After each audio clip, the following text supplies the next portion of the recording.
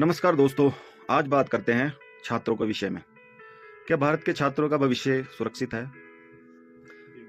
एक छात्र जो सुबह 4 बजे उठता है, एक छात्र जो अपने माता-पिता के सपनों को अपना सपना बना लेता है, एक छात्र जो दोस्तों की पार्टियां छोड़ देता है, मोबाइल बंद कर देता है और सालों तक सिर्फ एक सीट के लिए संघर्ष करता है।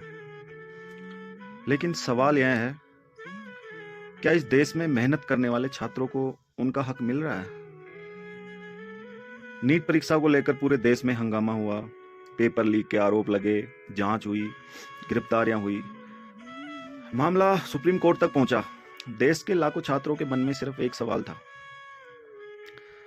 अगर पेपर पहले ही बाहर आ गया था तो हमारी रातों की नींद और सालों की मेहनत का क्या फायदा? लेकिन यह सिर्फ नीट की कहानी नहीं है। कभी पेपर लीक, कभी परीक्षा में गड़बड़ी, कभी रिजल्ट पर सवाल। हर साल कोई ना कोई परीक्षा विवादों में घिर जाती है और हर बार सबसे ज्यादा नुकसान किसका होता है मालूम है आपको? उस छात्र का जो ईमानदारी से पढ़ रहा था, उस किसान के बेटे का जिसने कोचिंग की फीस भरने के लिए कर्ज लिया था, उस मजदूर की बेटी का जिसने रात को बिजली न होने पर भी मोमबत्ती की रोशनी में पढ़ाई की। क्योंकि जब सिस्टम गलती करता है तो सजा अक्सर निर्दोष छात्रों को मिलती है। आज भारत दुनिया की सबसे युवा आबादी वाला देश है, आप सभी जानते हैं। लेकिन अगर युवाओं का भरोसा ही परीक्षा प्रणाली से उठ जाए तो फिर डिग्रियां तो मिल जाएगी पर विश्वास नहीं।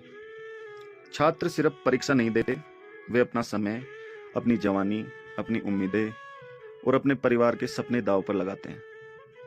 उन्हें किसी राजनीतिक बहस का हिस्सा नहीं बनना। उन्हें सिर्फ इतना चाहिए कि एक निष्पक्ष परीक्षा हो, एक ईमानदार सिस्टम हो और यह भरोसा कि उनकी मेहनत का फैसला किसी पेपर लीक, भ्रष्टाचार से नहीं होगा। क्योंकि एक पेपर लीक सिर्फ प्रश्न पत्र नहीं चुराता, वह लाखों छात्रों का विश्वास चुरा लेता है।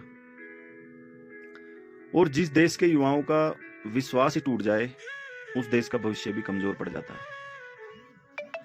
अब समय आ गया है कि हम सिर्फ परीक्षा न लें, बल्कि परीक्षा प्रणाली की भी परीक्षा लें। क्योंकि छात्रों का भविष्य कोई प्रयोगशाला नहीं, बल्कि देश की सबसे बड़ी पूंजी है। जय हिंद।